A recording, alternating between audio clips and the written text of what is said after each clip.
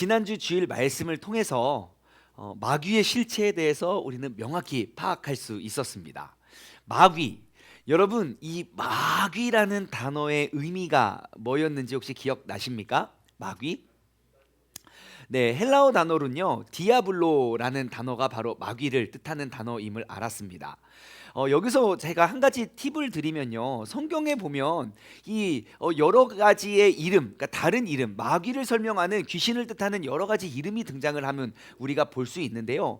먼저 마귀라는 단어도 있고 또 사탄이라는 단어도 있고 또 어떤 성경을 보면 사단이라고도 해요. 예, 그리고 또 악령 혹은 귀신이라는 존재가 등장합니다. 그래서 제가 이렇게 기록해 봤는데 여러분 이거의 차이점 혹시 아십니까? 그쵸? 예, 잘 모르실 것 같아서 제가 오늘 명확히 짚어드릴게요. 되게 간단한 원리예요. 일단 가장 비슷한 단어를 한번 찾아보십시오. 사탄과 사단이죠. 이 둘의 차이가 뭘까요? 없습니다. 예, 사탄과 사단은 완전히 똑같은 단어입니다. 하지만 그 발음 기호, 그 음가에 따라서 표시를 다르게 한 거예요. 그래서 우리가 예를 들어 예전에 개역 한글 성경을 보면 사단이라고 기록되어 있어요. 그리고 개역 개정으로 넘어오면서 그 사단이라고 번역된 한글 성경을 사탄이라고 번역을 했는데, 이유는 뭐냐면 히브리어 단어로 그 사탄을 뜻하는 진짜 발음이 사탄에 더 가깝기 때문이에요. 그래서 우리가 개역 개정 옛날 성경과 개역 한글 옛날 성경과 우리가 지금 보는 개역 개정, 그 개정판을 보면 이러한 단어의 조금씩의 이러한 차이를 개정해서 낸 게 개역 개정판입니다. 그래서 사탄이나 사단이나 똑같은 존재입니다.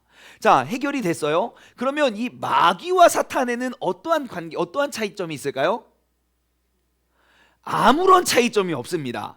마귀랑 사탄이랑 사단이랑 똑같습니다. 똑같은 사람이 아니죠. 똑같은 존재를 표현하는 단어인데요. 굳이 우리가 차이점을 찾아보면 이 사탄이라는 단어는 히브리어 단어입니다.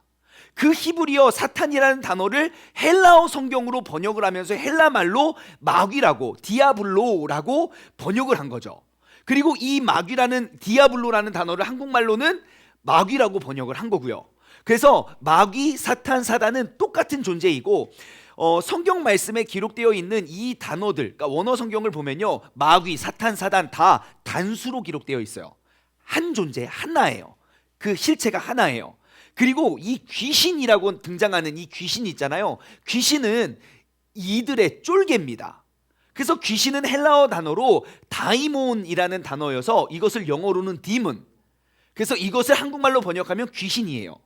그런데 성경에 기록되어 있는 이 귀신, 이 다이몬이라는 단어는 복수로 기록되어 있어요. 다시 말해 하나님 한 분이 계시고 그 하나님의 사명을 감당하기 위한 많은 천사들이 있는 것처럼 마귀, 사탄, 사단 이 한 존재의 뜻을 수행하기 위한 많은 귀신들이 있습니다. 그 귀신들이 이들의 명령을 받아서 활동을 하지요. 대표적으로 그 귀신 들린, 그 군대 귀신 들린 사람 있잖아요. 2,000마리의 귀신이 2,000마리의 돼지를 끌어당겨 죽일 만큼 이 존재라는 걸 여러분 기억하시기 바래요. 이제는 이 마귀에 대해서 더 이상 헷갈리지 마세요. 마귀, 사탄, 사단은 하나고 그리고 그 쫄개들이 귀신이라는 사실. 자, 그럼 다시 이제 말씀으로 돌아가서요, 우리는 그 마귀의 실체는 디아블로, 이 디아블로의 뜻이 뭐였습니까? 욕하다, 비방하다, 이간질하다. 마귀는 끊임없이 우리의 신앙생활, 우리의 공동체를 파괴하기 위해서 그들이 노력하고 그들이 사용하는 전략이 무엇입니까? 서로를 욕하게 만들고요, 서로를 비방하게 만들고 진짜와 사실이 아닌 것들을 가지고 계속 이간질하는 것이 그들의 열정적인 사역임을 여러분 꼭 기억하시기 바랍니다. 우리가 이 사실만 인지한다면 여러분, 우리가 공동체를 지켜나가는데 정말 큰 도움이 됩니다. 왜냐하면 항상 교회의 공동체를 파괴하고 무너뜨리는 실체가 어마어마한 사건들이 거의 아닙니다. 정말 그 작은 것입니다. 그 작은 것 한 가지에 의한 수많은 음해와 수많은 그러한 미혹들과 이간질에 의해서 그 아름다운 교회 공동체가 파괴되고 있다는 사실을 여러분 다시 한번 마음속에 새기기 바랍니다. 그래서 이번 한 주를 살아갈 때도요, 우리가 진짜 대적해야 할 것은 그 사람이 아니라 그 실체, 네, 내가 어떠한 이야기를 듣고 어떻게 나아가더라도 우리가 흔들리지 말고 우리가 그 미혹과 이간질로부터 우리가 벗어나 그 믿음의 공동체를 세우고 지키기 위한 그러한 믿음의 사람들 되기를 주님의 이름으로 소망합니다. 여러분, 다시 한번 우리가 믿음의 공동체를 더 많이 쌓아 가시기를 권해드립니다. 그래서 우리 세종중문교회 오늘 주보를 보시면 여러분 주보 안에 우리가 섬김팀과 성장팀이 있습니다. 여러분 많이 들어가십시오. 정말 내가 영적으로 성장할 수 있는 성장팀 활동도 하시고, 그리고 내가 또 우리 몸된 교회를 섬기기 위한 여러 곳에 봉사의 자리가 있으니까 여러분 이곳 저곳에 꼭 셀 모임이든 어디든 여러분 함께 하셔서 우리 모두가 함께 영적인 성장을 이루어가기를 소망합니다. 오늘 본문 말씀은 요한복음 10장 말씀인데요. 오늘 본문 말씀을 이렇게 딱 펴신 분이 딱 펼쳐봤을 때 지난 한 주 동안 우리가 새벽 예배를 함께 하신 분이라면 오늘 본문 말씀이 매우 익숙하실 겁니다. 여러분, 사실 우리 신앙생활은요, 이 말씀의 연속성이 우리 안에 있을 때 그게 얼마나 은혜가 커지는지 몰라요. 가만히 한번 돌아보십시오. 내가 일주일에 한 번 교회 와서, 대부분이 일주일에 한 번 교회 와서 예배를 드리는데 지난주에 은혜 받고 내 안에 그 회복의 불씨가 팍 켜집니다. 그럼 한 주 내내 그 불을 활활 태울 수 있는 그러한 목재들을 계속 붙여야 내 안에 그 충만한 은혜가 계속 활활 타오를 것인데, 탁 불 이렇게 다다다다다다다 하다가 푸쉬 붙었어요. 아멘 하고 돌아감과 동시에 꺼져요. 일주일 내내 꺼져 있다가 다음 주에 푸쉬, 맞아, 마귀랑 싸워야 되지, 바바바바박 딱 불 붙이고 그 다음에 또 꺼지고. 그런데요, 우리가 이 예배의 이 말씀의 은혜를 우리가 매일매일 연속선상으로 우리가 이어가잖아요. 오늘 요한복음 10장 22절부터 말씀 나누고요, 그리고 내일 이 자리에서 우리가 또 11장 1절부터 또 말씀을 이어가고 또 12장 13장 계속 우리가 일주일 내내 말씀을 이어가면요, 내게 붙은 그 은혜의 불이 계속 이어지게 됩니다. 그리고 일주일 동안 우리가 계속 요한복음 8장 9장 10장 여정을 함께 해오신 분이라면 오늘 본문 말씀이 굉장히 재밌어질 거예요. 몰랐던 이야기를 듣는 게 아니라 계속 들어왔던 이야기를 이어가는 거니까요. 여러분, 제가 왜 이렇게 매일매일 매번 큐티를 강조하는 이유가 뭔지 아십니까? 우리가 이 주일 말씀의 그 말씀의 은혜를 우리가 연속성을 갖기 위함입니다.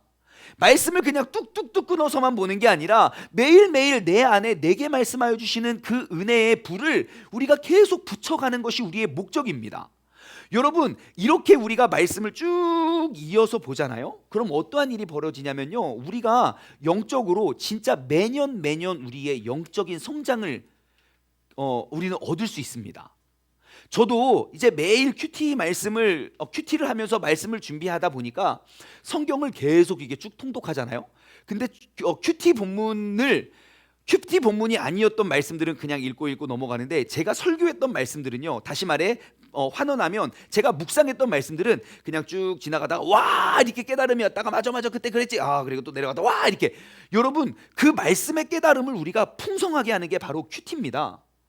그래서 여러분, 혹시 내가 신앙생활 5년, 10년, 20년 했는데도 여전히 내가 말씀에 대해서 너무 두렵고 어렵기만 한 책이라고 느끼시는 분이 계시다면, 여러분 정말 큰 이유 가운데, 결정적인 이유 가운데 한 가지는 우리는 매일매일 말씀을 묵상하고 깨달아가는 습관이 되지 않아서입니다.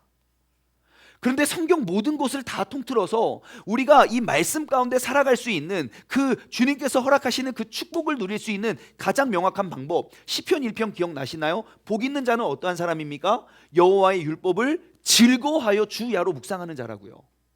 우리가 왜 일주일 내내 말씀이 안 들어오는지 아십니까? 즐겁지 않아서 그래요. 졸리기만 하고 재미도 없고.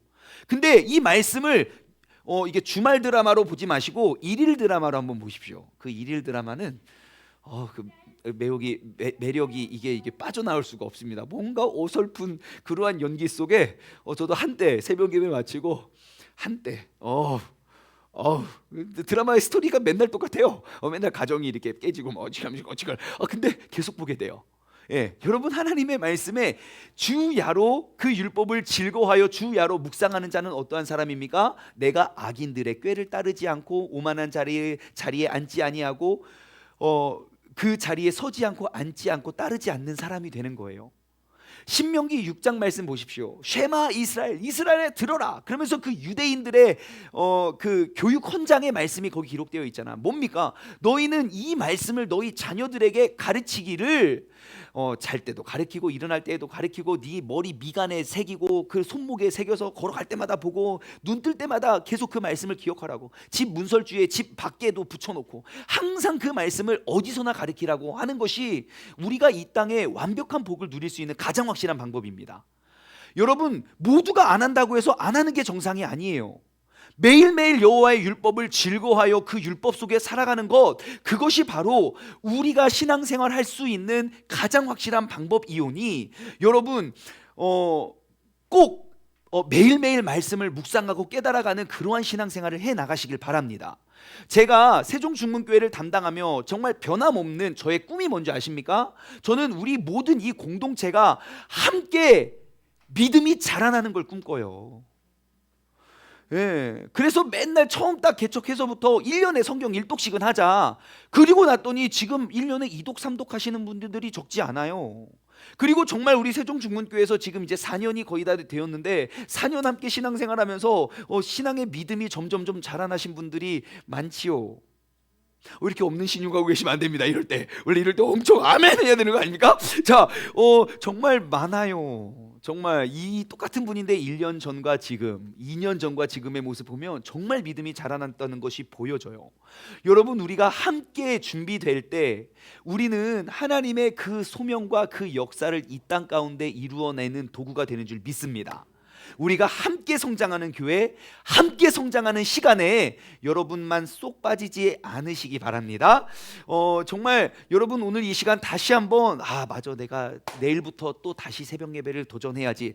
작심 3일만 하시고 3일마다 작심하시면 되겠습니다. 그래서 오늘 다시 한번 작심하시고 내일부터 다시금 우리가 이 연속성 상에 있는 그 말씀의 은혜를 깨닫길 소망합니다. 우리 옆 사람하고 한번 인사하겠습니다. 함께 성장하고 싶습니다. 인사 나누십시오. 한 번만 더 인사할까요? 내일 새벽에 꼭 뵙겠습니다. 우리 유튜브 팀도 빨리 인사 나눠주시죠. 함께 성장하고 싶습니다. 네. 우리 대경이가 하루라도 꼭 새벽 예배 하고 싶대요. 네.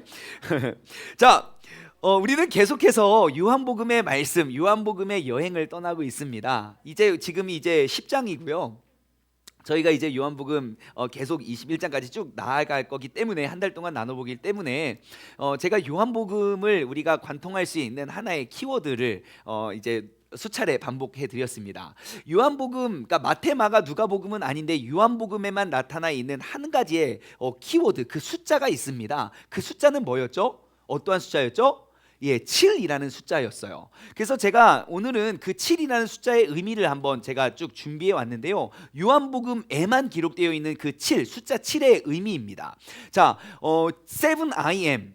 그러니까 I am 스테이트먼트예요. 그러니까 나는 누구다. 그러니까 예수님이 나는 누구다라고 말하면서 이제 나의 실체와 나의 존재를 명확하게 짚어주세요. 그리고 요한복음에는 꼭 7개의 기적만 딱 소개되어 있어요. 그리고 7명의 증인, 그러니까 예수님이 하나님의 아들임을 증거하는 7명의 증인이 나타납니다. 설명해 드리면요, 예수님이 나는 뭐다라고 말하면서 나는 생명의 떡, 생명의 빵이다. 그러니까 나를 먹는 자는 영원히 배고프지 않겠다. 나는 세상의 빛이다. 그리고 마태복음 5장에 보면 너희도 세상의 빛이라고 우리에게 권면해 주셨죠. 나는 양들의 문이다. 그래서 천국 문에 들어갈 수 있는, 그 양들이 들어갈 수 있는 그 유일한 문이 바로 나다. 그리고 나는 그 양들을 이끄는 선한 목자다. 나는 부활이고 생명이다. 나는 길이고 진리고 생명이다. 나는 참 포도나무고 너희는 가지다 라고 말하면서 나는 어떠한 존재이고 어떠한 사명을 가지고 있는 존재인지를 설명해 주고 있습니다. 그리고 요한복음에는 딱 7개의 기적이 등장하고 있어요. 첫 번째는 물을 포도주로 만드는 기적, 두 번째는 왕의 신하가 죽어가는 아들을 고치는 장면, 그리고 38년 된 병자를 고치시는 것, 그리고 5천 명을 먹이신 오병이어, 그 다음에 오병이어 기업 마치고 물 위를 걸어오시죠. 그 다음에 장님, 장님을 고쳐서 지금 이제 요한복음 8장, 9장, 10장이 그 장님 눈 띄었다가 지금 계속 유대인들과 싸우는 장면이죠. 그리고 죽은 나사로를 살리는 그 7개의 기적. 그리고 또 7명의 증인이 있습니다.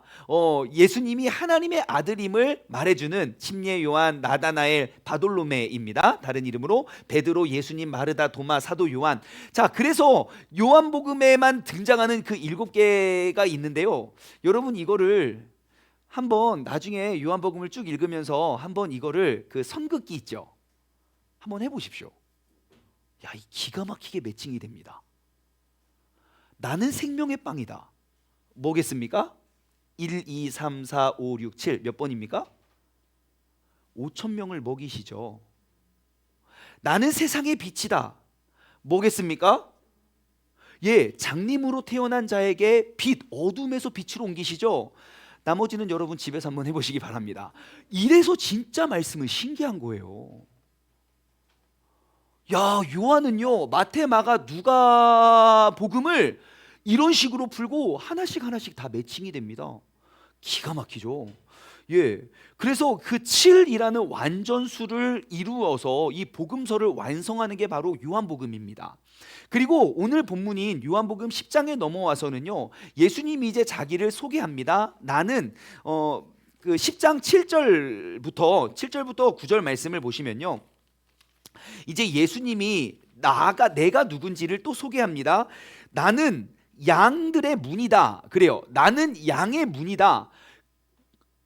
내가 진실로 진실로 너에게 이르노니 나는 양들의 문이다 하면서 하시는 말씀, 8절, 나보다 먼저 온 자도 다 절도요 강도니 양들은 듣지 아니하니라. 9절, 내가 문이니까 누구든지 나로 말미암아 들어가면 구원을 받고 또는 들어가며 나오는 꼴을 얻으리라 라고 이야기하면서 나는 그 양들을 들어갈 수 있는, 천국에 들어갈 수 있는 그 유일한 문이다 라고 이야기하고 있어요. 그리고 11절 말씀을 보면 또 다른 나를 소개합니다. 나는 선한 목자래요. 그러면서 이어지는 말씀, 선한 목자들은 양들을 위해 목숨을 버린다. 올바른 목자는 어떠한 존재입니까? 양들을 죽이고 내가 사는 게 아니라 그 양들을 지키고 보호하기 위하여 나의 목숨을 기꺼이 바치는 게 훌륭한 목자라고 소개하고 있습니다. 제가 전에 말씀드렸죠. 여러분들 목자, 그 목동을 선발할 때 여러분 그 목동이 한 주인의 양을 섬길 수도 있지만 여러분 보통 양 한 집에 몇 개나 갖고 있겠습니까? 재산을 뜻하는데, 그 양을 어떠한 집은 양 2마리를 갖고 있을 수 있고 어떠한 집은 5마리 갖고 있을 수 있고 어떤 집은 100마리를 갖고 있을 수 있겠죠. 그러니까 한 목동이 한 집안의 양만 관리하는 게 아니라 여러 집안의 양을 관리해요. 그러니까 목동의 능력치에 따라서 내가 돌보는 그 양의 수가 달라지고 그만큼 수급을 받겠죠. 그러면 나의 전 재산인 그 양을 맡기는 그 목동으로 여러분은 어떠한 사람을 선택하시겠습니까? 일단 그 목동을 고르는 방법은 일단 우퉁을 다 벗긴대요. 근육이 막 울그락불그락 한 사람, 근육이 하나도 없는 말라깽이, 여러분 누구한테 맡기시겠습니까? 1번, 2번, 하나, 둘, 셋. 1번, 자, 근육쟁이 선택됐습니다. 나머지 탈락. 자, 근육쟁이들 쭉 5명이 있어요. 보니까 어떠한 사람은 야, 근육이 너무 이뻐요. 딱 식스팩 빡. 보여드리기 좀 그렇고 시험에 드릴까봐. 아무튼 식스팩 빡, 가슴 막 근육 막 너무 몸이 예쁜데 상처가 하나도 없고 매끈매끈해요. 기름을 딱 바르고 갔어요. 반질반질 이러고 있어요. 옆에 보니까 막 멋진 근육은 아닌데 알짜 근육이 있어요. 근데 보니까 온 몸에 막 상처 투성인 거예요. 짐승에게 막 뜯기고 막 물리고 막 그런 상처가 있어요. 여러분은 어떤 목자에게 맡기시겠습니까? 1번 매끈 근육, 2번 상처 근육. 하나, 둘, 셋. 당연히 2번에게 맡기겠죠. 왜요? 그 목자는 내가 지키는 양을 위해서 나의 몸을 희생한 사람이기 때문에. 예수님이 자기를 소개합니다. 나는 그 양이 들어갈 수 있는 유일한 문이고, 그리고 나는 그 양들을 이끌어낼 수 있는 선한 목자인데 나는 그 목자, 그 양들을 위해 나의 목숨을 내어 줄 수 있는 그러한 목자다라고 이야기를 하고 오늘 본문이 이어집니다. 22절 말씀인데요. 자, 22절, 예루살렘에 수전절이 이르니 때는 겨울이다 그래요. 수전절, 여러분 수전절이 뭡니까? 나 수전증은 아는데 수전줄은 모르겠네. 요즘 자꾸 손이 떨려요. 아니에요, 그거 아니고 수전절이 굉장히 큰 의미를 가지고 있는 절기인데요. 그 큐티책 밑에 보면 도움말에 친절하게 써 있어요. 수리아 총독인 안티오쿠스 아피파네스에 의해서 더럽혀진 예루살렘 성전을 164년 기원전 164년 유다의 마카비가 수복하여 정결하게 한 것으로 기념하게 된 절기이다 그래요. 여러분 수전절은요 이제 매년 11월 혹은 12월 달 그 절기가 되는데요. 8일 동안 이제 나라를 다시 되찾은, 빛을 잃어버렸다가 그 빛을 다시 되찾은 것들을 기념하는 그런 기간이에요. 여기서 기록되어 있는 그 안티오쿠스라는 그 수리아의 총독이 진짜 포악하고 못된 놈이거든요. 우리가 그 캐스켓 때 공부를 다 했어요. 처음 듣는 이야기죠. 여러분 우리 수요 성경 공부에 함께 하시면 정말 재밌습니다. 그러니까 안티오쿠스가 진짜 좀 미치광이에요. 그래서 유대인들을 얼마나 미워했냐면 12년을 통치하는 동안 일단 너희가 하나님의 자녀, 하나님의 백성인 증표로 아브라함에게 하나 요구한 게 뭡니까? 할례죠. 유대인들에게 할례를 해면 그냥 죽여버렸어요. 또한 성전, 하나님께 온전히 예배드리고 제사 드려야 할 성전을 매춘의 소굴로 만들었고요. 성소를 빼앗았을 뿐만 아니라 율법을 지키지도 못하게 했고요. 안식일 지키는 사람 싹 잡아 죽였고요. 성전 제단을 부정한 짐승, 특히 돼지 이런 것들로 막 부정한 짐승들로 막 다 태웠고요. 8만 8천 명의 유대인들을 다 학살했고요. 그리고 시리아의 노예로 삼았습니다. 얼마나 나쁜 왕입니까? 뿐만 아니라 영적 지도자들이 있죠. 그 제사장, 그 레위인들에게 율법에 흠이 없이 그 모든 것을 지켜왔던 사람들에게 돼지고기 먹이는 거예요. 먹어. 그들의 몸을 스스로 더럽히게 만들었죠. 그래서 엘리잘이라고 하는 그 늙은 제사장이 있는데 나는 먹지 않겠다. 나는 이 더러운 음식으로 나의 몸을 거룩한 하나님의 성전을 더럽힐 수 없다. 끝까지 거부해서요. 갈기갈기 찢어 죽였습니다. 그러한 핍박이 있었을 때 마치 독립군과 같이 마카비 가족, 마카비 왕족을 통해서 그 가문을 통해서 안티오쿠스를 물리치죠. 그래서 그 성전에 잃어버렸던 그 빛의 영광을 회복한 게, 그것을 기념하는 게 바로 뭐라고요? 수전절이라고요. 그래서 그 수전절은 다른 말로 광명절이라고도 해요. 잃어버린 빛을 되찾았기 때문에. 혹시 여러분 캐스켓 공부하신 분들, 수업 들어오신 분들 기억나시나요? 제가 그 마카비 왕조를 소개하면서, 마카비의 일가를 소개하면서 그림 하나 제가 이 그림 기억하세요? 기억나십니까? 역시 기억이 나지 않죠? 감사해요. 그래서 제가 또 반복하고 또 반복해야죠. 그 마카비 왕족을 상징하는 그림은 그 촛대예요. 촛대. 예. 그러니까 그 빛을 다시 이렇게 우리가 밝히는 겁니다. 자, 그래서 우리가 수전절을 또 다른 말로는 광명절 혹은 빛의 절기라고 해요. 빛의 절기. 그러고 보니까 여러분, 예수님이 아까 두 번째 나는 뭐다라고 소개할 때 나는 뭐라고 소개했냐면 나는 세상의 빛이다 그러셨어요. 예수님은 빛으로 오셨고, 그리고 마태복음 5장에 보면 너희도 세상의 빛이고 너희는 세상의 빛이고 소금이라고 우리가 세상에 어떠한 존재인지를 가르쳐 주세요. 자, 그러면 지금 그 빛, 수전절을 의미하기 위해서, 기념하기 위해서 예수님은 그 성전, 예루살렘 성전에 찾아오셔서 23절, 본문 말씀 23절, 예수께서 성전 안에 있는 솔로몬 행각에 딱 거니십니다. 내가 빛임을 다시 한번 보여주고 그 빛 되찾은 그 수전절, 광명절을 우리가 회복하기 위해서 성전에 딱 올라왔습니다. 그런데 어떠한 일이 벌어집니까? 24절, 유대인들이 그들을 애워쌌어요. 자, 빛이신 예수 그리스도께서 빛을 회복한 그 날을 기념하기 위하여 예루살렘 성전에 딱 임했는데 그 유대인들이 그 빛을 애워쌌어요. 원래 그리스도인이라면 어떻게 해야 됩니까? 빛이 임했을 때 그 빛을 받아서 그 빛을 증폭시키고 확대시켜야 되는 게 그리스도인들 맞죠?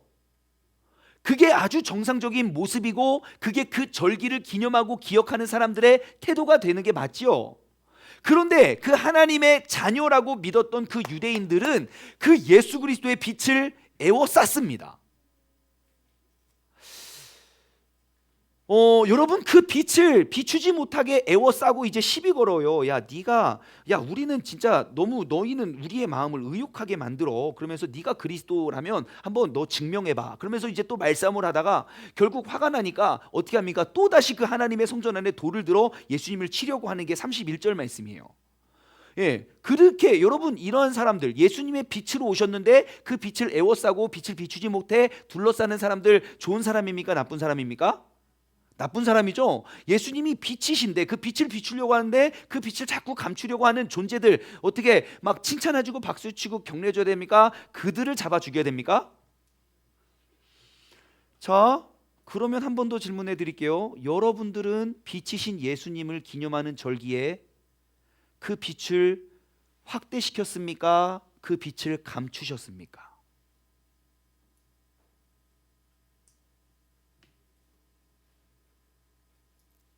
1년만 돌아봅시다. 작년 한 해 모든 절기의 주인공, 주인 되시는 예수 그리스도의 탄생을 기념하는 성탄절. 여러분, 그 성탄절에 주님 예수 그리스도가 나를 위해 이 땅에 오심의 빛을 비추셨습니까? 예수님이 나 같은 죄인을 위하여 택하여 사용하시기 위하여 고난당한 그 고난, 그 죽음과 부활을 기념하는 40일을, 사순절을 우리가 똑같이 보냈어요.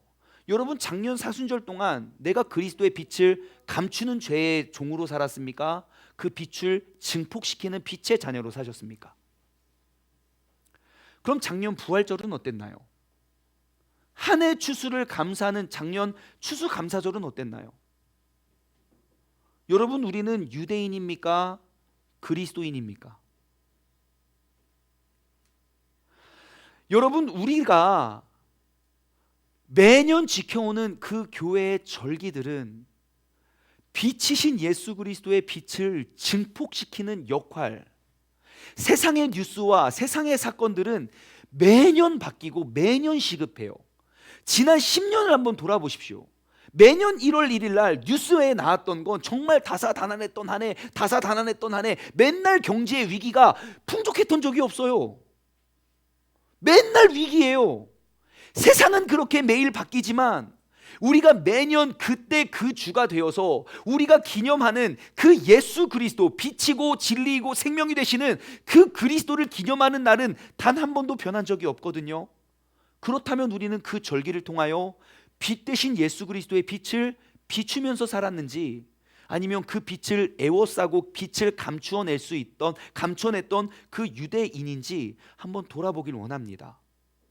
여러분, 아무리 세상이 바쁘고 힘들어도 정말 내게 빛이 되는 그 빛의 존재가 누구신지 알고 우리의 흔들리는 신앙생활 속에 중심을 잡아가고 지켜갈 수 있는 것이 바로 우리에게 주어진 절기의 목적임을 기억하시기 바랍니다.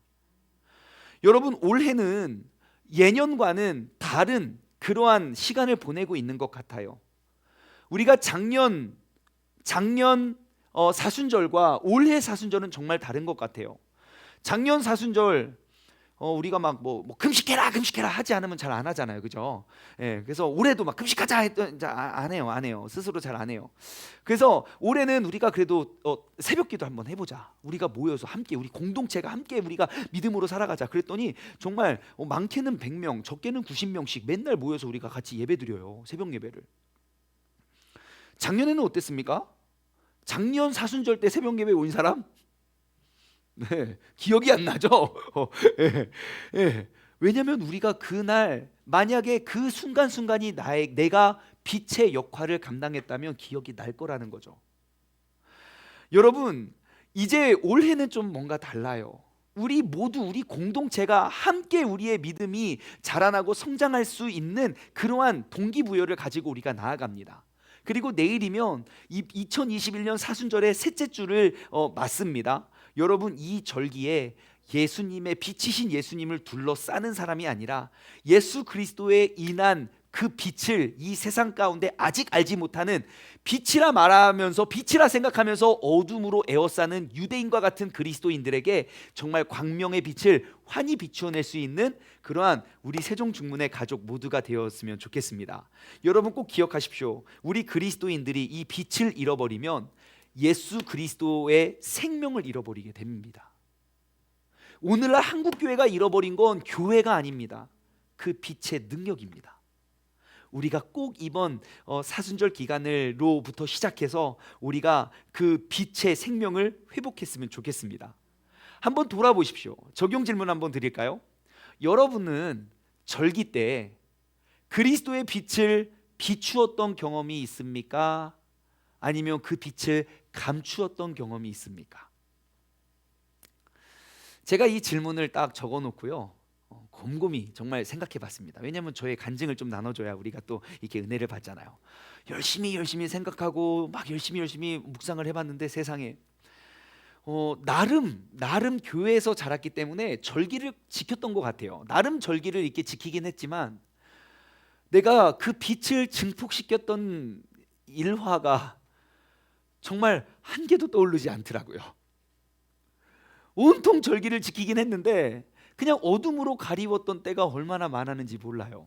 대표적으로 우리 송구영신 있잖아요. 송구영신. 우리 중문교회는 매년 1월 1일, 2일, 3일 금식기도 했었습니다. 혹시 이 중에 중문교회에서 내가 1, 2, 3일 금식기도회 한 적 있다? 거의 없네요. 옛날에 매년 했었습니다. 옛날에. 제가 학창 시절 저희 아버지가 머리에 숱이 많았을 그때 그때 했었습니다.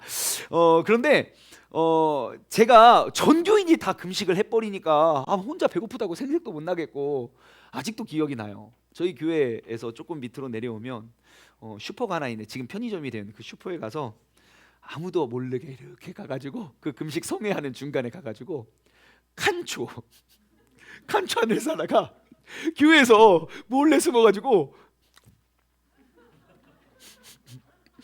아니 이거 우적우적 먹을 수도 없어요. 아까워서. 이런 기회가 많지 않거든요. 진짜 사람들의 눈치를 피해서 칸초 하나씩 씹어 먹지도 못했어요. 아까워서 녹여 먹었어요. 이렇게. 영광이 되지 못했던 것 같아요. 사순절, 제가 청소년 때만 해도 사순절 절기를 진짜 잘 지켰어요. 그래서 사순절이 딱 되기 전에 항상 광고하고 우리가 이번 사순절에 어떻게 헌신하시겠습니까? 그러면서 제일 많이 했던 게 뭡니까? 한 끼 금식했어요. 그래서 한 끼 금식, 저만 했습니까? 왜 안 한 것처럼 한 끼 금식을 꼭 했었어요. 그리고 아니면 갑자기 저 때 막 컴퓨터 게임이 막 나와서 그때 많이 유행했던 게 미디어 금식이었어요. 근데 요즘에는 미디어 금식 엄두도 안 나죠. 저를 차라리 죽이세요 막 이럴 것 같긴 하지만, 아무튼 그때는 참 미디어 금식을 많이 했었어요. 비록 40일이지만 저는 어떻게 했겠습니까?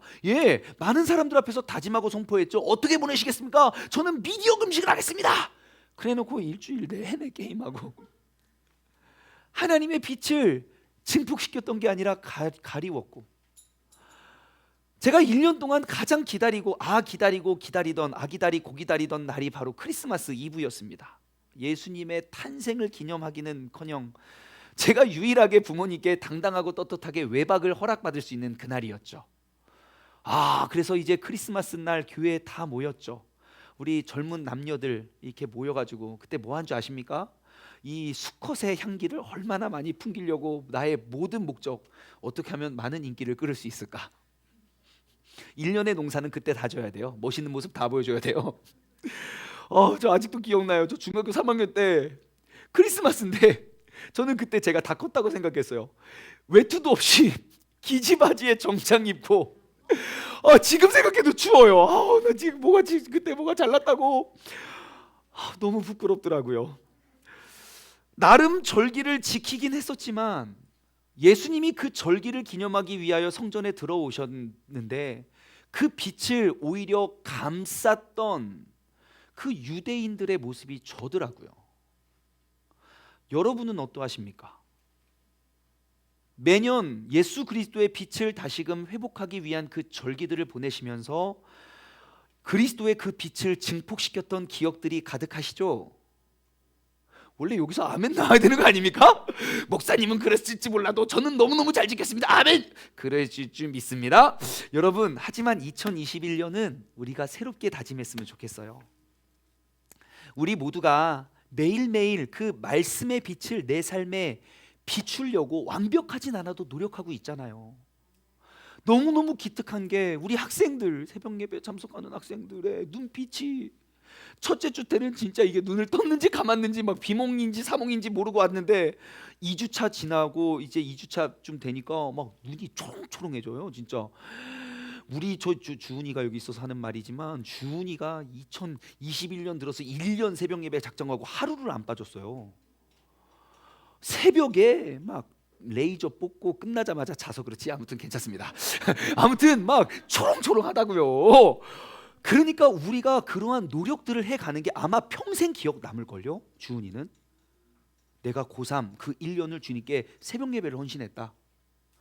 여러분, 우리가 그러한 신앙의 추억들, 나의 완벽하진 않아도 그렇게 노력해가는 그러한 빛의 열매를 맺으시길 소망합니다. 근본 사순절을 통해서 고난주간과 부활주의를 통해서 여러분, 우리가 빛으로 그 절기를 위해서 오셨던 예수님의 그 빛을 우리 공동체가 증폭시켜낼 수 있는 그런 복된 날들이 되기를 주님의 이름으로 소망합니다. 우리 모두가 하나로 모이기를 힘써서 정말 이제 성전 건축이라 하는 그런 중요한 목표가 있잖아요. 예, 그 성전 건축은 건물을 짓는 게 아니라 그리스도의 몸을 세워가는 것이잖아요. 그래서 정말 우리 모두가 하나 되어서 그 위대한 역사를 함께 이루어 갈 수 있는 그러한 동력자가 되기를 소망합니다. 우리 한 번 더 인사할까요? 절기를 통해서 그리스도의 빛을 회복합시다. 인사 나누겠습니다. 절기를 통해서. 네, 25절 말씀입니다.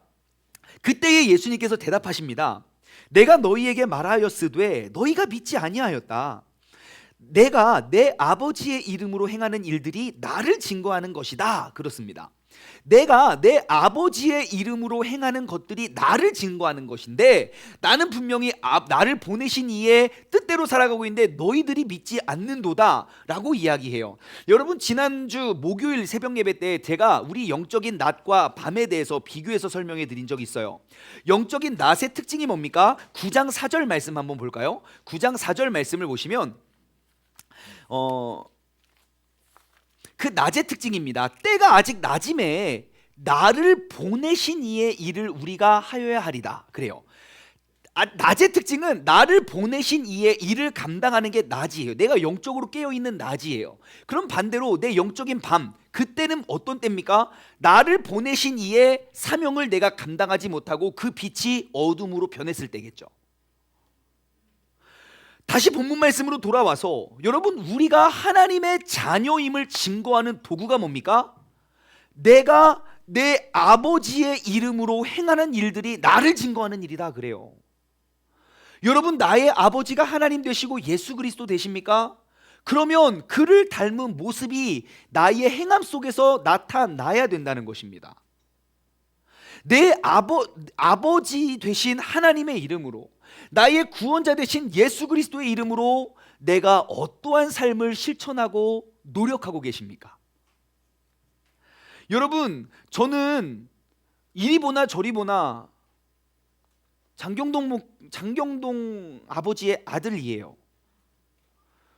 우리 식구 중에 넌 진짜 도대체 아빠를 어딜 닮았냐 라고 이야기를 해도 남이 보면 아버지 똑 닮았다 그래요. 특히 목소리 닮았대요. 예. 하하하하. 그러면 오 장경동 목사님 같아요. 근데 조금 굳이 좀 찾자면 그런 것 같고, 저는 아무리 숨기고 감추려고 해도 저희 어머니를 많이 닮은 것 같아요. 예, 제가 머리를 길리면서 가끔씩 설교하려고 딱 쓰면 깜짝 놀래요. 엄마가 왜 저기 계시지? 저도 깜짝 놀랐는데, 아니 내가 봐도 그런지 남들이 보면 어쩌겠습니까? 그냥 아무리 감추려고 해도 티가 나요. 그렇다면 우리가 하나님의 자녀라면 내가 아무리 감추고 외면하려고 해도 그 주님의 닮은 모습이 비춰지겠지요. 비춰지십니까? 안 비춰진다면 내 아버지가 다른 존재일 거예요. 내가 말한다고 그분이 나의 아버지가 되는 게 아니라 그 아버지의 닮은 모습이 내가 그의 자녀임을 증명한다고요. 그 모습이 바로 빛의 역할이고 그 모습이 바로 소금의 역할인 것입니다. 나 한 사람으로부터 그 아버지의 빛을 세상 가운데 비춰가는 것, 우리가 그러한 삶을 살아가면 이 땅에 무너져버린 하나님의 아버지의 영광이 회복되어질 줄 믿습니다. 그 영광의 회복이요 어디 멀리 있지 않습니다. 큰 교회, 대형 교회들이 회개하고 자복하고 막 아닙니다. 바로 이 자리에 나와 있는 내가 하나님 아버지의 모습을 닮아 우리가 실천하는 그런 작은 실천들이 바로 무너졌던, 잊혀졌던 그 그리스도의 영광을 회복하는 빛이 되는 줄 믿습니다. 그렇다면 여러분 다시 한번 적용해 보십시오. 오늘 여러분은 어떠한 빛을 비추시겠습니까? 오늘 이 말씀을 통해서 나의 삶의 모습을 한번 점검하고 아버지의 이름에 걸맞는 행함으로 우리가 그 아름다운 빛을 비추시기 바랍니다. 자, 유대인들은 예수님을 믿지 못했습니다. 예수님을 따르지 못했습니다. 그 이유가 무엇이냐? 예수님이 설명해 주십니다. 26절과 27절 말씀입니다. 너희가 내 양이 아니므로 믿지 못하는도다. 일단 너희는 내 양이 아니야. 내가 하나님이고 하나님의 아들인데 너희는 일단 하나님의 양이 아니니까, 그러니까 너희들이 믿지 못하는 거야. 27절, 나의 양은 내 양이라면 분명히 나의 음성을 들을 것이고 나는 그를 알 것이고 그들은 나를 따를 것이야. 그게 나의 양이고 내가 너희의 목자가 되는 거야. 특징은 뭡니까? 그 양의 특징은 목자를 믿는다는 것, 그 목자의 음성을 듣는다는 것, 그 목자를 따른다는 겁니다. 한번 돌아보십시오. 내가 믿고 내가 듣고 내가 따르는 존재가 나의 목자가 된다는 거예요. 그럼 여러분의 삶 가운데 내가 믿고 내가 듣고 내가 따르는 것이 무엇입니까? 주님을 알지 못하는 사람들은 이럴 거예요. 나는 주목을 믿는다고. 믿을 건 주목밖에 없다고. 주목을 믿고 주목을 따릅니다. 어떤 사람은 돈이라고 말해요. 나는 돈을 믿고 돈이 힘이고 돈을 따르고 그래서 돈을 얻기를 원한다. 어떤 사람들은 명예라고 말하고요. 세상의 많은 것들을 내가 믿고 따르고 듣는 것들이 그들의 주인이 될 것입니다. 그런데 그 예수님이 아닌 다른 것들은 다 허무한 결론을 맺게 돼요. 그러면서 예수님은 우리에게 말씀하십니다. 나는 너희가 나의 양이라면 이 목자를 따라야 된다고요.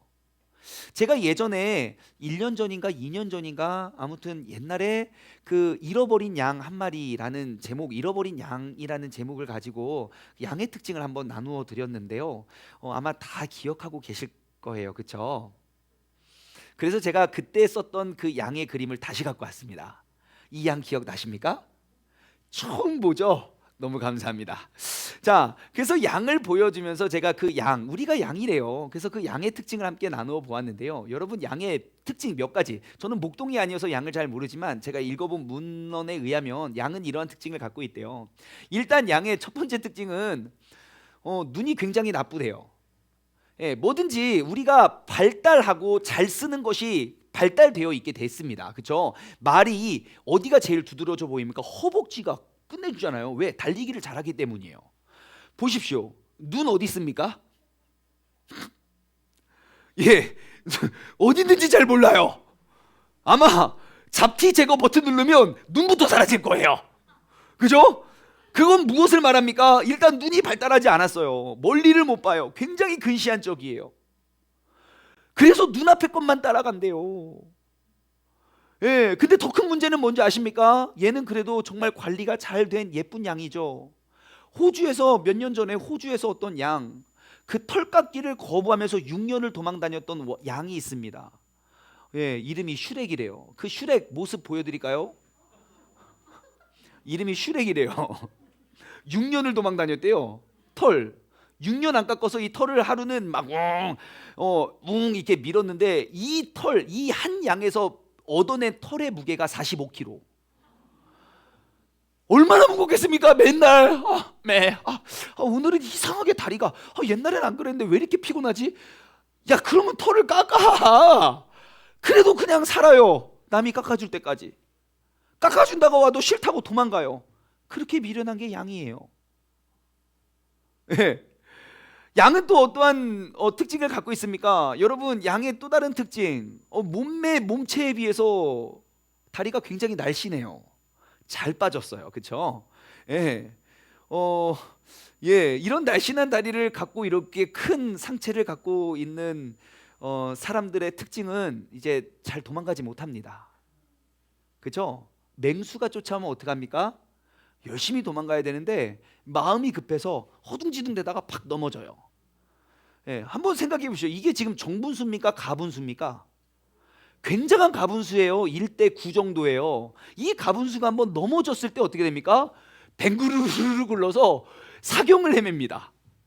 양의 또 다른 특징은 스스로 일어나지도 못해요. 그래서 넘어지면요, 그냥 매매 하다가 죽는 양들이 많대요. 갈 길도 알지 못하고. 그래서 목자가 넘어져 있는 양을 보고 가서 이렇게 세워줍니다. 나무로 그 양을 딱 잡아서 세워줘요. 그러면 그 양이 고마워 하고 또 자기 갈 길을 가야 되잖아요. 넘어져서 사경을 헤매던 양은 방향을 잃어버려가지고 방향 감각이 없어서 한참을 헤맨대요. 그래서 양을 이렇게 세워준 다음에 그가 방향을 잡을 때까지 계속 지켜본대요. 목자는. 양이에요.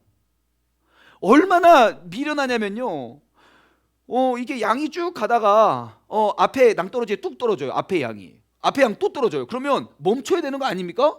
매 하면 멈춰야 되는데 뒤로 따라가면서 또 떨어져요. 무조건 직진. 앞만 보고 고. 못 먹어도 고해요.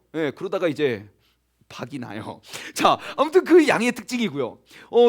또 다른 특징이 뭡니까? 뭘로 방어하겠습니까? 보통 이 정도 달리기도 느리고 몸도 뚱뚱하고 그러면 보통 뿔이 엄청나게 크던지 막 뿔로 제압을 하던지 아니면 막 이빨이 엄청나게 나서 막 맹수가 오면 막 이빨을 보여주든지. 근데 보니까 그렇지 않아 보여요. 그러면 보통 이러한 동물들은 무엇으로 자신을 보호합니까? 방구를 끼든지 독침을 뱉던지 하면 막 치명적인 침을 뱉어야 되는데 그런 거 하나도 없어요. 자신을 보호할 수 있는 방법이 전혀 없어요. 되게 미련해요. 근데 애석하게도 성경에서는 우리가 양이라 그래요. 왜 그런가 봤더니 우리는 정말 양과 같아요. 우리가 얼마나 근시안적 삶을 살아갑니까? 여러분, 집값이 이렇게 오를 줄 알았다면 팔았겠습니까? 여러분, 내가 곧 있으면 사고 날 걸 미리 봤더라면 내가 운전을 그렇게 험하게 했겠습니까? 여러분, 우리가 얼마나 눈앞의 것, 그 다음 것을 바라보지 못해서 얼마나 큰 아픔과 상처를 가지고 살아갑니까? 여러분, 우리가 한 번 넘어지면 얼마나 잘 넘어집니까? 여러분, 하루에 몇 번 넘어지시나요? 넘어지면 빨딱빨딱 일어나지시나요? 아니요. 넘어짐의 충격이 커서 일어난 다음에도 한참 우리는 방향을 잡지 못해요. 여러분, 스스로는 또 일어나지도 못해요. 왜? 스스로 생각하면 더 좌절하고 더 절망하고 더 막 무덤을 향해 가거든요. 누군가가 이렇게 세워줘야 돼요. 방어력. 여러분, 마귀가 우리를 뭘로 넘어뜨립니까? 맨날 다른 걸로 공격하지 않아요. 맨날 똑같은 거 던져줘도 맨날 그걸로 넘어져요. 방어를 하려고도 안 해요. 우리가 양과 똑같다는 거예요. 양의 특징을 종합해보면 딱 한 가지의 결론이 나와요. 목자 없이는 살 수 없는 동물이라는 거예요. 우리도 마찬가지예요. 목자 없이는 우리가 이 험난한 세상, 이 악이 가득한 세상 우리가 어떻게 이겨나가겠습니까? 그러면 그 목자를 잃어버린 양은 어떻게 되는지 아십니까? 맹수의 타겟이 됩니다. 항상 이러한 초식동물들이 버텨낼 수 있는 힘은 무리예요. 사자가 공격할 때 보십시오. 무리를 절대 공격하지 않습니다. 무리를 흩은 다음에 낙오된 길을 잃어버린 목자의 시각에서 벗어난 동물을 타겟으로 잡습니다. 한번 돌아보십시오. 나는 하나님의 예수 그리스도의 양이 되어가고 있는가? 우리가 그 목자 되시는 예수 그리스도를 잃어버리면 우리는 결단코 이 험난한 세상을 이겨낼 능력이 전혀 없습니다. 그래서 우리는 예수 그리스도의 양이 되는 것이 중요합니다. 아마 집에 애완동물 기르시는 분들 계실 거예요. 예, 저는 정말 강아지 사랑하시는 분들이 있잖아요. 근데 그런 강아지, 집에 있는 그런 강아지를 이렇게 보면 가끔은 조금 부럽긴 해요. 예, 가끔 부러울 때가 있어요. 왜냐하면 저도 이렇게 밥도 끼니도 거르고 그냥 대충 이렇게 먹는데 우리 뽀삐는 유기농 아니면 먹질 않아요. 막 가족 여행을 가야 되는데 못 가고 있대요. 왜 그러냐 물어보니까 우리 뽀삐가 외로워서 갈 수 없대요. 예, 나 빼고 사람들 잘 놀러 다니는데 예, 저는 좀 사람들 좀 나 좀 봐달라고 머리도 하고 옷도 입고 화장도 하고 예쁘게 하고 나아가도 별로 사람들 관심도 안 걷는데 우리 뽀삐 데리고 길거리 나오면 오만 사람들이 다 관심을 가져줘요. 예? 나는 날 좀 봐달라고 막 애교도 부리고 뭘 해도 그냥 아우 막 징그러 막 그러는데 뽀삐는 숨만 쉬어도 예쁘다 그래요. 제일 부러운 건 뭔지 아십니까? 2007년에 미국의 부동산 재벌이 있는데 리오나 햄슬리 자신의 그 쬐끄만 강아지에게 유산을 1200억 아니 120억 유산 물려줬어요. 그 손주에게 97억 물려줬는데 강아지에게 120억. 그 정도 유산 다 있으시죠? 가끔씩 너무 부러워요. 근데 제가 강아지를 이렇게 부러워할 수 없는 이유가 그런 부러운 강아지도 있는데 정말 불행한 강아지도 있거든요. 그 강아지의 운명이 어디에 달려 있는지 아십니까? 주인의 선택에 달려 있어요. 그 애견 센터에서 할 때 이 주인이 예 혹은 예 이것에 의해서 그 강아지의 운명이 갈립니다. 그렇다면 목자 없이 살 수 없는 양인 우리의 인생의 운명도 뭐에 달려 있습니까? 주인에게 달려 있어요. 나의 능력으로 아무리 살아가도 우리는 결국 지옥에 가지만 나를 이끌어 주시는 나의 목자가 우리의 참된 지도자, 참된 목자라면 여러분 우리는 생명을 얻게 되는 거예요. 내가 이전에 나의 주인을 몰랐던 옛사람이 어떠했든 나의 새 사람은 온전한 생명을 살아가는 그러한 사람이 되는 거예요. 양의 특징이 뭐였습니까? 목자의 음성을 듣는다 그랬어요. 목자의 음성. 여러분 제가 하루는 신방을 갔는데요. 강아지가 말을 곧잘 듣더라고요. 그래서 갑자기 궁금했어요. 얘가 단어를 알아듣나? 물어봤죠. 강아지가 단어를 알아듣습니까? 그러니까 아니요, 단어를 알아듣는 게 아니라 억양을 알아듣는데요. 그래서 그 억양대로 순종을 한대요. 그래서 강아지 일로 와, 절로 가, 앉아, 일어나 이렇게 하면 못 알아듣는데요.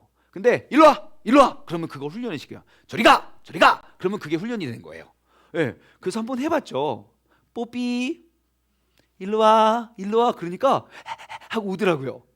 그래서 제가 또 해봤죠. 뽀삐 저리가 저리가 그러니까 하고 오더라고요. 주인의 말을 알아듣지 못하면 낙오자가 돼요. 주인의 말을 알아듣는 양이 지혜로운 양이에요. 여러분 우리가 주님의 음성을 들어야 돼요. 그래야 우리가 그 영원한 생명으로 나아갈 수 있어요. 그럼 어떻게 주님의 음성을 듣습니까? 주님은 이 말씀을 통하여 우리에게 매일 말씀하고 계십니다. 하나님의 말씀을 듣는 것만큼 가장 확실한 주님의 음성이 없습니다. 듣는 건 뭡니까? 순종하는 걸 말합니다. 매일매일 하나님의 말씀을 통해서 나의 삶을 순종하며 나아간다. 그것을 두 글자로 요약하면 뭐라고 합니까? 그게 큐티잖아요. 여러분 그래서 우리가 맨날 큐티 하라고 그렇게 강조하는 거예요. 하나님의 말씀을 거짓된 죄악된 또 내 길로 찾아가는 제 길로 가는 나의 인생을 말씀의 거울에 비추어서 그 주님의 음성대로 내가 순종하고 따라가고 나아가는 것, 그것이 바로 말씀을 묵상하는 삶입니다. 우리가 그러한 삶의 주인공 되길 원해요. 그러면 이러한 질문을 할 수가 있어요. 주님을 알지 못하는 사람 왜 예수님을 믿습니까? 왜 예수님을 따라가야 됩니까? 나는 돈 따라가고 싶어요. 나는 명예 따르면 안 됩니까? 그게 잘못됐습니까? 나 그냥 죄 짓고 쾌락 누리다 그냥 멋지게 살다 죽고 싶어요. 왜 그러면 안 됩니까? 돼요, 그렇게 해도.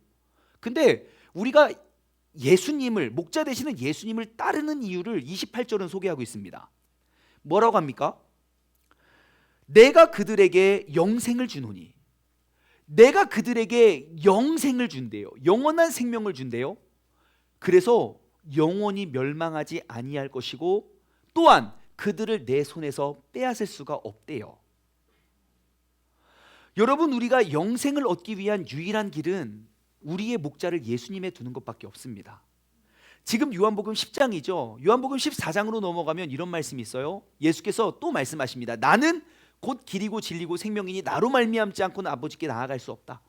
나는 양의 문과 같은 말씀이죠. 영어 성경에 보니까요, I am the way, the truth, the life라 그래요. 정관사 더, 유일무이한, 한 곳에만 쓰여지는 그 더가 다 붙어 있어요. 오직 예수님만이 영생을 위한 유일한 길이고 진리고 생명이기 때문에 우리는 그분을 따라가야 돼요. 다른 주인을 따라서는 우리는 영원한 생명을 얻을 수가 없기 때문이에요. 또 말씀은 이야기합니다. 영원히 멸망하지 아니할 거라고요. 여러분, 양의 목적, 양의 사명이 그 목자를 믿고 따르고 그 말을 듣고 따르는 거라면, 그럼 목자의 운명은 뭐겠습니까? 목자의 사명은 양을 잃어버리지 않는 것이죠. 나의 양을 잃어버리지 않고 뺏기지 않기 위해 계속 보존하는 것, 그게 목자의 책임일 거예요. 여러분, 예수님은 우리를 결단코 버리지 않습니다. 내가 어떠한 상황 속에 처하고 어떠한 죄를 지어도 우리의 주인을 예수님으로 바꾸는 순간 주님께서는 우리를 용서해 주시고 결단코 우리를 잃어버리지 않습니다. 설령 내가 주님을 멀리 떠나 있습니까? 그래도 괜찮아요. 왜요? 잃어버린 양이 다시 되돌아왔을 때 잃어버리지 않은 양 99마리로 인해 기뻐하는 것보다 더 큰 기쁨이 있다는 거예요. 우리의 목자 되시는 예수 그리스도를 기억한다면 우리도 그 잃어버린 양들, 잃어버린 빛을 회복하기 위한 도구로 쓰임 받아야 되지 않겠습니까? 적용 질문을 드립니다. 첫 번째, 여러분, 나의 절기는 어떠했습니까? 나는 그 그리스도의 빛을 비추었던 경험이 있다면 한번 나눠보시죠. 한번 돌아보세요. 근데 그 절기를 마저 혹시 나는 빛을 가리웠었던 때가 있습니까? 여러분, 그 빛 대신 예수님의 절기를 우리가 온전히 회복해낼 수 있는 그런 믿음의 자녀 되길 원합니다. 두 번째, 그러면 나는 내 아버지의 이름으로 어떠한 일을 행하고 계십니까? 나의 아버지가 하나님이고 예수 그리스도라면, 나는 그분의 자녀라면 그 주님을 닮은 모습이 나의 삶에 무엇이 있습니까? 어떻게 하면 나는 그 조금도 흠도 점도 없는 거룩하신 주님의 자녀가 되시기를 여러분 다짐하십니까? 마지막으로 세 번째, 여러분, 내 삶의 주인은 누구 혹은 무엇입니까? 여러분, 내 삶의 주인이 누굽니까? 내가 믿고 내가 따르고 내가 듣는 것이 바로 내 삶의 주인입니다. 정말 내 인생 영원한 생명을 이끌어 줄 수 있는 유일한 길이고 문인 예수 그리스도가 나의 주인인지, 아니면 이 세상에 무엇이 나의 주인인지 한번 돌아보고 우리가 나아가길 원합니다. 오늘은요, 우리가 함께 좀 돌아보면서 오늘 말씀을 맺기를 원해요. 한번 우리의 삶을 한번 돌아보시죠. 좀 나지막한 목소리로 우리가 한 1분간만 함께 기도하며 우리가 나아가길 원하는데요, 분명히 주님께서는 나의 이름을 아시고 내가 떠나지 못하도록 나를 불러주실 겁니다. 나의 주인은 과연 누구이고 나는 무엇을 믿고 듣고 따르는지 우리가 주님께 나아가길 소망합니다. 이 시간 나지막한 목소리로 나의 지난 날들을 돌아보며 함께 새롭게 다짐하며 우리가 기도하며 나아가길 원합니다. 하나님 아버지, 감사합니다.